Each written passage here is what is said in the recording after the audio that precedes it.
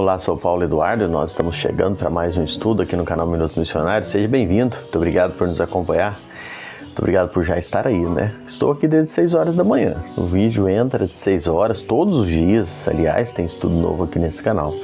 E eu quero agradecer você que já está comigo aqui, você que acessou o canal Minuto Missionário, muito obrigado. Você que tem compartilhado esses estudos, minha gratidão a Deus por você fazer isso, né? Nós estamos aqui sem nenhuma pretensão, não ganhamos nada nisso, né? Não tem nenhum retorno financeiro disso aqui. Meu objetivo é unicamente compartilhar com você o que eu estudo da Palavra de Deus, né? No meu tempo devocional, compartilhar com você para que você possa também, junto comigo, aprender mais das Escrituras. E eu te convido agora a me acompanhar em mais um estudo. Vamos juntos. Nós estamos no capítulo 13, na verdade, começando o capítulo 13. No último estudo eu fiz apenas uma introdução de alguns personagens que aparecem aqui, que são nomeados aqui. Eu quero ler novamente os 4 primeiros versículos do capítulo 13 do livro de Atos dos Apóstolos, que diz assim: Havia na igreja de Antioquia profetas e mestres, Barnabé, Simão por sobrenome Níger, Lúcio de Cirene, Manaém, Colasso de Herodes o tetrarca e Saulo. E servindo eles ao Senhor e jejuando, disse o Espírito Santo: Separai-me agora Barnabé e Saulo para a obra que os tenho chamado. Então, jejuando e orando e impondo sobre ele as mãos, o despediram. Enviados, pois, pelo Espírito Santo, desceram a Seleucia e dali navegaram para Chipre. Nós temos falado sobre a obra missionária, né? A primeira grande viagem missionária, como falamos, a que verdadeiramente pode carregar esse nome de viagem missionária, pelo seu propósito, o tempo e a forma como foi feita, embora que as outras 2 viagens missionárias de Paulo tenham sido muito proveitosas, mas nessas viagens, a segunda e a terceira, Paulo parou mais tempo em algumas cidades, e essa primeira ela foi mais objetiva e mais direta. A gente vai estar estudando com os dias aqui sobre esta primeira viagem, mas hoje eu quero observar a forma com que o Espírito dirige, não é, a obra missionária.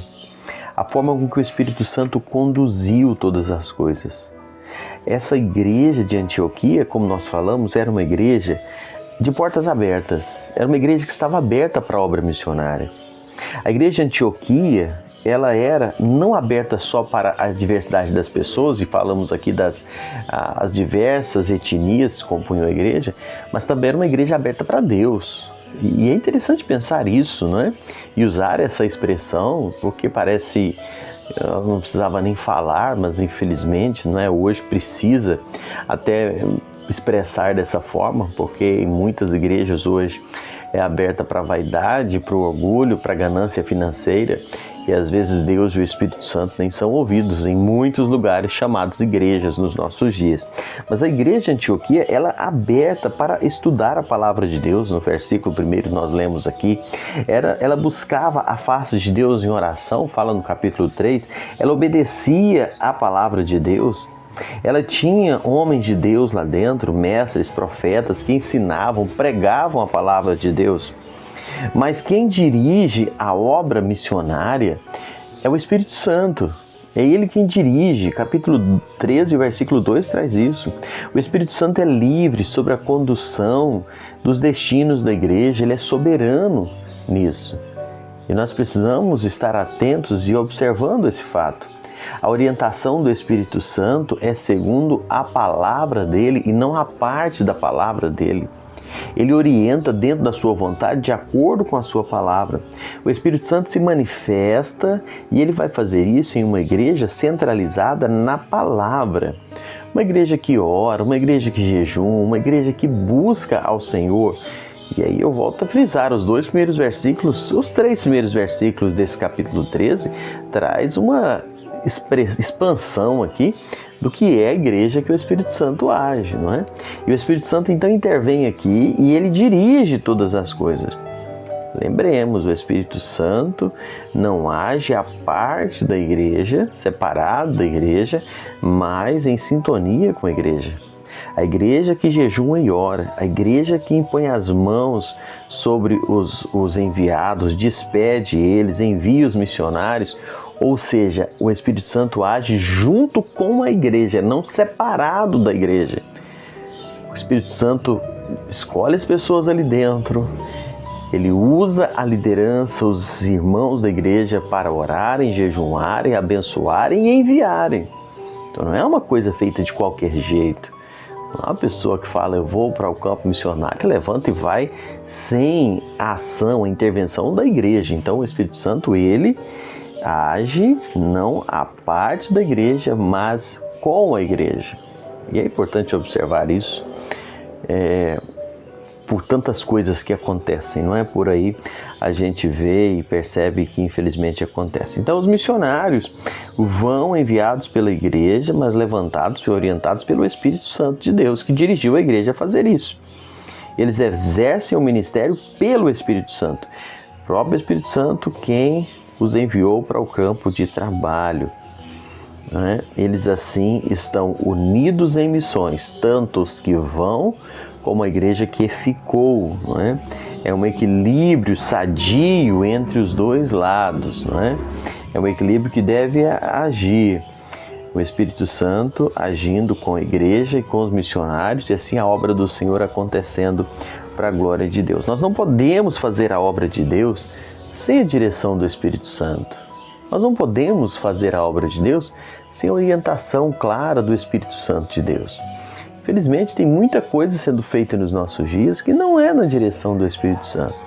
E não prospera, não age, não avança, quando o Espírito Santo de Deus não está à frente, não está agindo.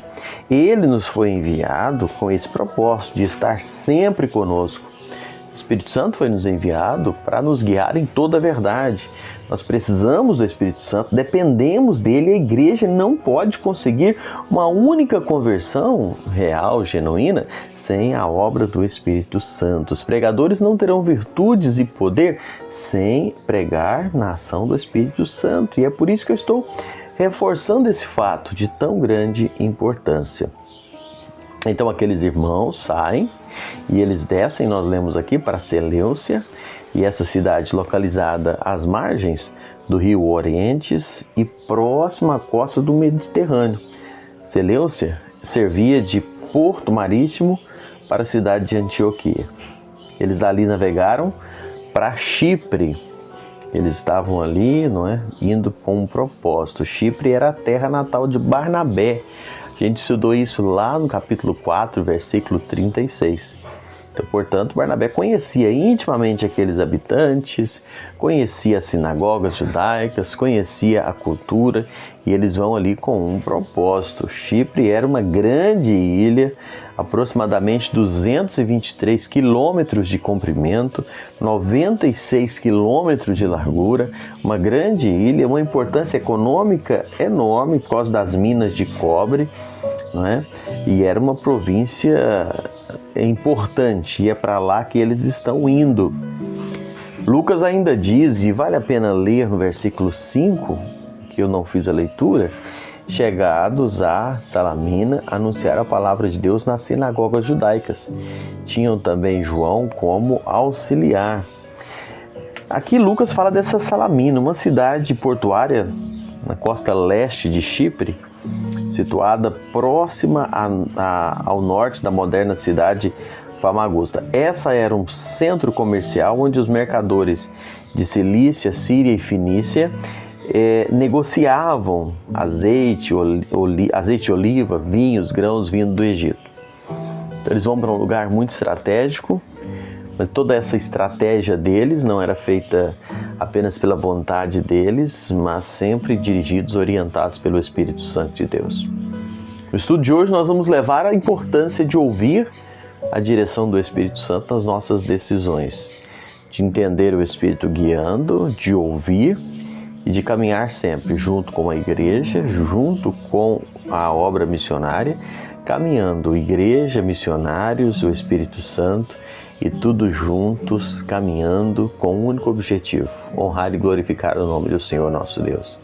Deus nos dê a sensibilidade de ouvir a direção do Espírito, que Deus nos dê discernimento para andarmos em unidade e assim vivendo dentro da sua vontade. Muito obrigado por me acompanhar mais uma vez. Até o próximo encontro, se assim o Senhor nos permitir.